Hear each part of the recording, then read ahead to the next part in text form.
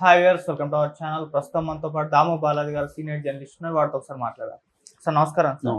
Sir music director AR Rahman కి court అయితే shock ఇచ్చింది. 2 కోట్లు పరిహారం కట్టాలని చెప్పేసి కూడా ఆదేశించింది. ఏదో మ్యూజిక్ కాపీ కొట్టాడన్న వినిపిస్తుంది సార్. మరి దేనికి సంబంధించి 2 కోట్లు పరిహారం కట్టాలని చెప్పింది. మరి గతంలో ఇటువంటి ఆరోపణలు ఏఆర్ రెహమాన్ పైన ఎప్పుడైనా వచ్చాయంటే మ్యూజిక్ కాపీ కొట్టే ఆరోపణలు సార్? ఏఆర్ రెహమాన్ కి ఒక పెద్ద షాక్ తగిలింది. అది ఢిల్లీ హైకోర్టు ఏఆర్ రెహమాన్ కి ఫైన్ విధించింది 2 కోట్లు కట్టమని. సో ఈ కేసు ఏంటి, గతంలో కూడా ఏఆర్ రెహమాన్ మీద ఎలాంటి కేసులు ఉన్నాయి, ఆల్రెడీ ఏఆర్ రెహమాన్ ఇబ్బందుల్లో ఉన్నాడు ఇప్పుడు.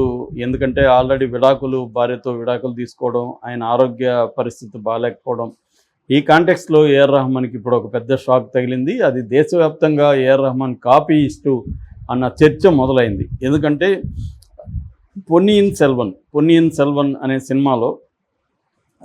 సినిమా 2 పార్ట్లుగా వచ్చింది, 2 సినిమాలుగా వచ్చింది. అది మణిరత్నం డైరెక్ట్ చేశాడు. అది కల్కి రాసిన సేమ్ పేరుతో రాసిన నవల.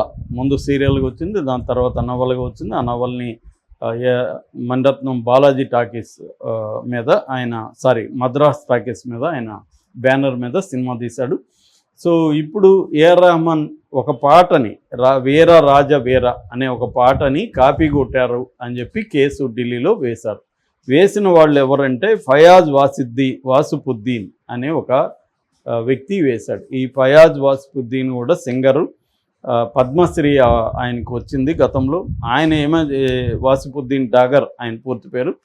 ఆయన ఏం వేశాడంటే వాళ్ళ నాన్న ఫయాజుద్దీన్ డగర్, వాళ్ళ మామ జహరుద్దీన్ డగర్ అనే ఇద్దరు కలిసి ఒక పాట చేశారు. అది శివస్తుతి అనమాట, శివుణ్ణి స్తుతించే ఒక సాంగు.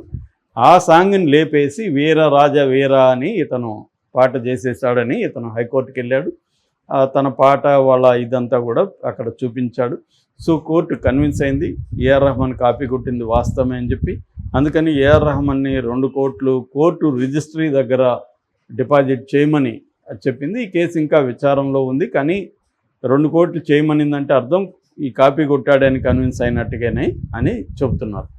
సో ఇది ఏఆర్ రెహమాన్కి పెద్ద దెబ్బగా మనం చెప్పుకోవచ్చు. ఎందుకంటే గతంలో కూడా ఏఆర్ రెహమాన్ చాలా ఆరోపణలు వచ్చాయి. ఇది మద్రాస్ హైకోర్టులో కూడా ఒక కేసు ఆల్రెడీ ఉంది. 2023లో జీవి ప్రకాష్, సంతోష్ నారాయణ, ఏవి రెహమాన్ ఈ ముగ్గురి పాటలకు సంబంధించి జిఎస్టీ అధికారులు వాళ్ళకి నోటీసులు ఇస్తే డబ్బులు కట్టమని, జిఎస్టీ కట్టమని. ఇవి లేవు, మేము ఒరిజినల్గా మావే కాబట్టి మాకు మ్యూజిక్ పేటెంట్ వర్తిస్తుంది కాబట్టి జిఎస్టీ వర్తించుదని వీళ్ళు కోర్టుకు వెళ్ళారు. కోర్టు వీళ్ళ వాదంతో ఏకీభవించకుండా జిఎస్టీ వాదంతోనే ఏకీభవించింది. అక్కడ కూడా వీళ్ళది ఒరిజినల్ కాదని కోర్టు నమ్మినట్టుగా మనకు అర్థమవుతుంది. అంటే చాలామంది మ్యూజిక్ డైరెక్టర్ల మీద ఈ అలిగేషన్స్ ఉన్నాయి. గతంలో కూడా ఏఆర్ రెహమాన్ మీద చంద్రలేఖ పాటకు సంబంధించి కూడా కోర్టులో కేసు నడిచింది. 1996లో తిరుడా దొంగ అనే సినిమా వచ్చింది. అందులో చంద్రలేఖ పాట సురేష్ పీటర్స్ అని ఆయన పాడితే దాన్ని ఆయన రఫ్గా పాడాడు.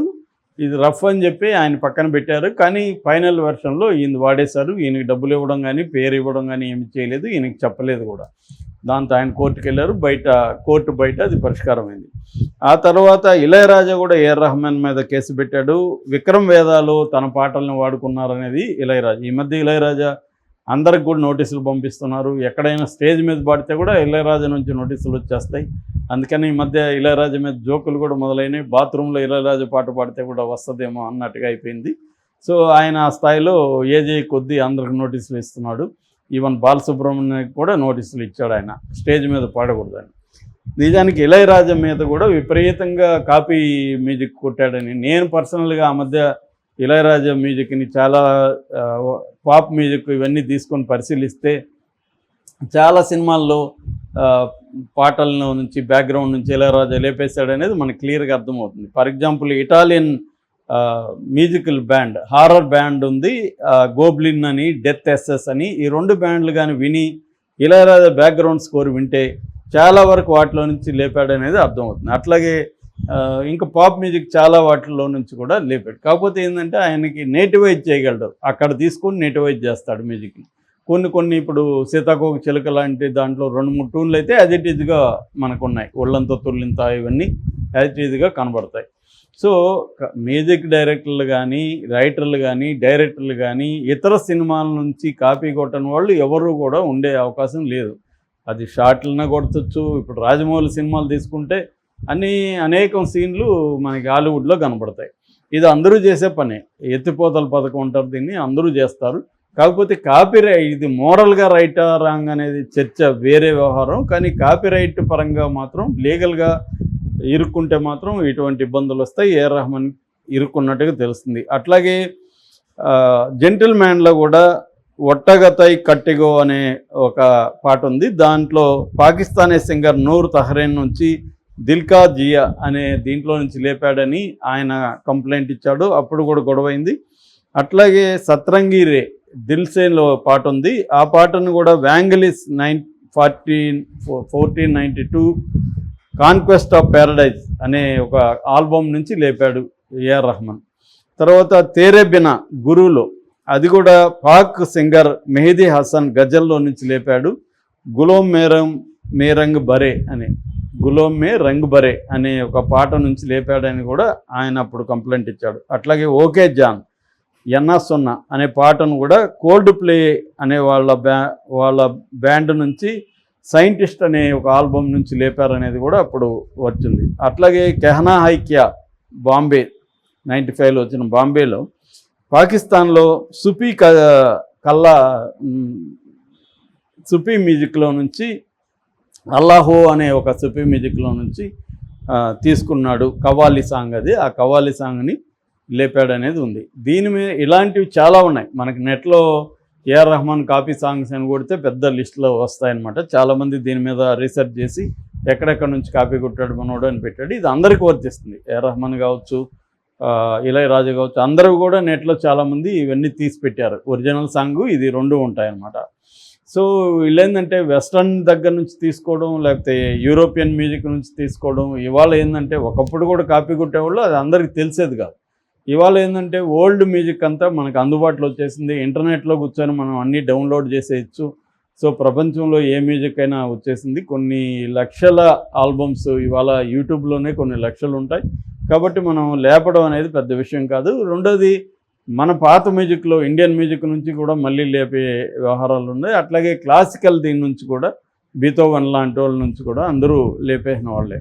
సో కాకపోతే ఏంటంటే ఇక్కడ లేపడం అంటే ఏంటి, ట్యూన్ని లేపేయడం ఒకటి, లేదు మెలోడీని మాత్రమే తీసుకోవడం, లేదా కార్డు ప్రోగ్రెషన్ అంటారు, ఆ కార్డు ప్రోగ్రెషన్ని తీసుకోవడం, స్టైలిస్టిక్ ఎలిమెంట్స్ని లేపడం, శాంప్లింగ్ని తీసుకోవడం, ఇవన్నీ రకరకాల పద్ధతుల్లో చేస్తారన్నమాట. ఆ మధ్య నేను ఒక సినిమాకి వర్క్ చేస్తే ఇళయరాజా సాంగ్స్ ఆ డైరెక్టర్ 150 సాంగ్స్ని మాకిచ్చి ఇందులో 12 సెలెక్ట్ చేయమన్నాడు డైరెక్షన్ డిపార్ట్మెంట్కి. మేము 12 చేసాం. అందులో నుంచి 2 కాపీ కొట్టారు యాజిటీజ్గా. అది నేను చెప్పను కానీ. సో అలాగా ఇళయరాజా నుంచి కాపీ కొట్టిన మ్యూజిక్ డైరెక్టర్ ఎవరు ఉన్నాడు తెలుగులో అయితే. అలాగా ఇళయరాజా ఇంకొక దగ్గర.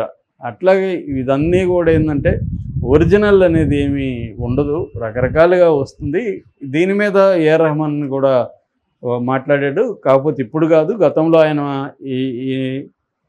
ఈ ఆరోపణ చేసినప్పుడు ఆయన ఏమన్నాడంటే, నేను డైరెక్ట్గా ఆన్సర్ ఇవ్వలేదు కానీ నేను ఫ్యూజన్ చేస్తాను మ్యూజిక్ని, అంటే ఇంటర్నేషనల్ వెస్ట్రన్ మ్యూజిక్ని ఇండియన్ మ్యూజిక్ని కలిపి ఫ్యూజన్ అనేది బ్లెండ్ అనేది చేస్తాను. సో ఆ బ్లెండ్ చేసి